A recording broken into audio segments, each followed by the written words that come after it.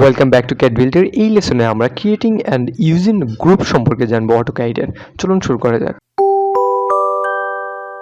So এইখানে আমরা একটা ফ্লোর প্ল্যান দেখতে পাচ্ছি। এই ফ্লোরে তিনটে বেডরুম আছে, তিনটে বেডরুমে অনেকগুলো বেড আছে যারা একই ধরনের গ্রুপ হিসেবে আমরা তৈরি করতে পারি, বা কিচেন আইটেমগুলোকে আমরা একই ধরনের গ্রুপে দিতে পারি, বা ওয়াশরুমের যেসব জিনিসপত্র আছে সেগুলোকে আমরা একটা গ্রুপে দিতে পারি।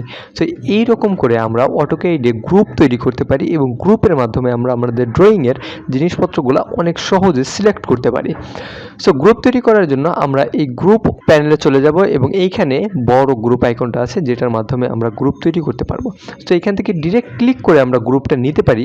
আদারওয়াইজ আমি গ্রুপ লিখেও কমান্ড ইকুইভ্যালেন্ট গ্রুপ লিখেও গ্রুপটাকে নিতে পারি। সো আমি এখানে গ্রুপের উপর ক্লিক করে দিচ্ছি এবং এখানে কি বলতেছে, group select object or name. So আমি একটা নেম দিচ্ছি, এটা ধরেন আমি নেম দিচ্ছি বেড। সো এখানে ক্লিক করে বিইডি বেড লিখে আমি এন্টার করে দিই। এরপর আমি আমার অবজেক্টগুলো সিলেক্ট করি। ধরেন এই বেডটা সিলেক্ট করলাম, এটা সিলেক্ট করলাম এবং আমি এই বেডটা সিলেক্ট করে এন্টার করে দিলাম। এরপর যদি আমি যে কোনো একটা বেড সিলেক্ট করি তাহলে আমি দেখতে পাবো যে 3টা বেড সিলেক্ট হয়ে গেছে। সো আমি আবার এই গ্রুপ কমেন্টটা নিলাম। এবার আমি এটার নাম দিলাম কিচেন।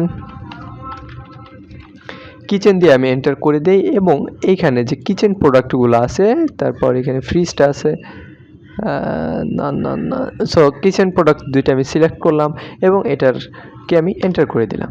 তাহলে আমি দেখতে পাবো যে কিচেন আইটেমগুলো এখানে একটা গ্রুপে তৈরি হয়েছে। এখন আমরা চাইলেই কোনো নাম ছাড়াও গ্রুপ তৈরি করতে পারি। ধরেন আমি এই পিয়ানোটাকে সিলেক্ট করলাম, এখানে এই ডাইনিং টেবিলটাকে সিলেক্ট করলাম, এখানে এই ফ্লাওয়ার ভেজটাকে সিলেক্ট করলাম এবং আমি এন্টার করে দিই। তাহলে কিন্তু এখানে কোনো একটা নাম ছাড়াই আমরা এই ব্লকটাকে তৈরি করলাম। ঠিক আছে, এই দেখেন এখানে দেখা যাচ্ছে unnamed group has been created. So এইভাবে হলো আমরা গ্রুপ তৈরি করতে পারি। সো এখন আমি চাচ্ছি যে এই গ্রুপটাকে আনগ্রুপ করতে, অর্থাৎ এই গ্রুপটা আমি চাই না, আমি আলাদা আলাদাভাবে এই বেডগুলো সিলেক্ট করতে চাই। তো সেটার জন্য সিম্পলি আমাদের এইখানে আনগ্রুপ অপশন আছে। সো আনগ্রুপের উপর ক্লিক করে দেই এবং আমি এইটার উপর ক্লিক করি, যে কোনো একটার উপর। তাহলেই আমি দেখব যে আমার গ্রুপটা আনগ্রুপ হয়ে গেছে। এখন আমি আলাদা আলাদা করে প্রত্যেকটা অবজেক্টকে সিলেক্ট করতে পারতেছি। সো এইভাবে আমি আনগ্রুপ করতে পারি। সো এটাকে পুনরায় গ্রুপ করার জন্য আমাদের গ্রুপে চলে যেতে হবে, আমাদের একটা নেম দিয়ে দিতে হবে। আমি আবার বেড নেম দিচ্ছি, এন্টার করে দেই এবং এই ক্ষেত্রে আমি দুইটা বেডকে সিলেক্ট করতেছি, এই বেডটা আর এই বেডটা, এই দুইটা সিলেক্ট করলাম এবং আমি এন্টার করে দিই। আচ্ছা, তাহলে যদি আমি এখানে ক্লিক করি দেখতে পাবো যে দুইটা বেড আমার সিলেক্ট হয়েছে। সো এখন চাচ্ছি যে এই বেডের সাথে আমি আরও এই বেডটাও অ্যাড করতে।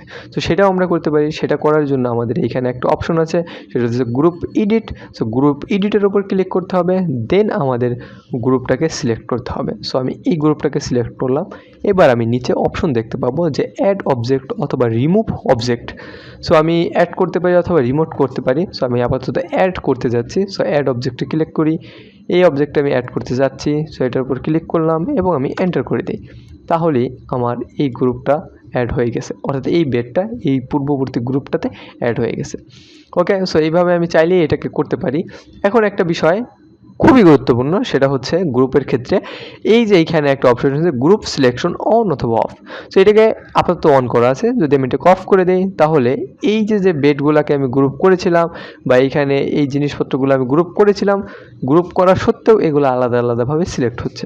সো গ্রুপ করে সেটাকে গ্রুপ হিসেবে বাস্তবায়ন করার জন্য অবশ্যই গ্রুপ সিলেকশনটাকে আমাদের অন করে রাখতে হবে। আচ্ছা, এরপর একটা বিষয় লক্ষ্য করি, যদি আমরা এই গ্রুপ সিলেক্ট করি, এই যে চারপাশ দিয়ে একটা লাইন দেখতে পাচ্ছি, বা আমি ধরেন এই কিচেনের গ্রুপটার জন্য এই ছোট করে একটা বাউন্ডারি লাইন দেখতে পাচ্ছি। সেই বাউন্ডারি লাইনটা যদি আমরা দেখতে না চাই তাহলে গ্রুপে গিয়ে জাস্ট গ্রুপ বাউন্ডিং বক্সটাকে আমি অফ করে দিব।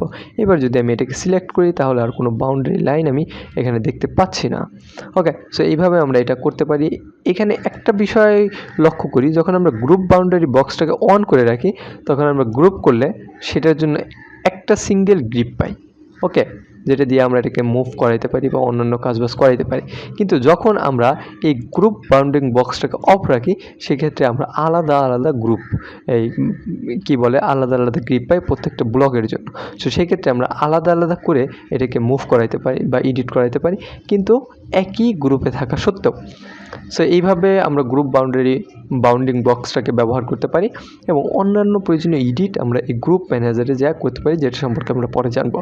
আচ্ছা, এবং এখানে আরেকটা অপশন আছে গ্রুপ ম্যানেজার। সো গ্রুপ ম্যানেজারে গিয়ে আমরা গ্রুপের যে আদার্স অর অ্যাসোসিয়েটিভ অপশন আছে সেটা সম্পর্কে জানতে পারি। সো এই ছিল অটোক্যাডের ব্লকের ক্ষেত্রে গ্রুপের কাজবাজ। আশা করি বুঝতে কোনো অসুবিধা হয়নি। ধন্যবাদ সবাইকে।